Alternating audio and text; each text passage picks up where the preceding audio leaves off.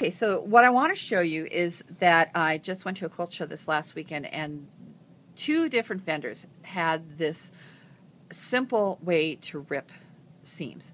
Now, what happens is, like, to do this, I first have to get rid of the back stitching here so I can get between the layers. So you don't necessarily totally get rid of the seam ripper. But the seam ripper, of course, you go underneath the stitch and you break them like that. Now let's see if I can get that apart. Okay, so I'm just going to go to the back here. I used light colored thread on the top so you could see it, but then I didn't change the bobbin, which is a little dark.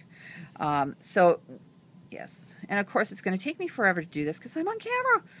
Oh my God, I'm so nervous. Okay, so all right, so I got this started, all right? Now, this right here, this little tool, is an eyebrow shaper. Okay, you can get it at the drugstore, Walgreens, CVS, that type of thing. And it has this kind of this little tiny blade here. All right, what I'm going to do is I'm going to take and put it between the layers, and it's sharp enough to cut the threads without cutting the fabric. Isn't this cool? Now, you can cut the fabric, because I've done that in my practice sessions.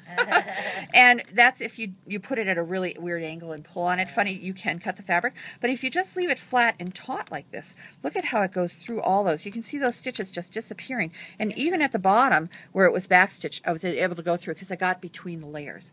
So even though you backstitch, as long as you can get maybe 3/4 of an inch up there and you can get it in there and hold the fabric, look at that. Then it all is pulled apart. Wow. And all you have to do is get rid of all these little things. And you can do that like with some tape on your hand. Or they now have a seam ripper that I saw that has this kind of ball. It looks like almost like a rubbery eraser. And you just rub it and it picks up all the little threads.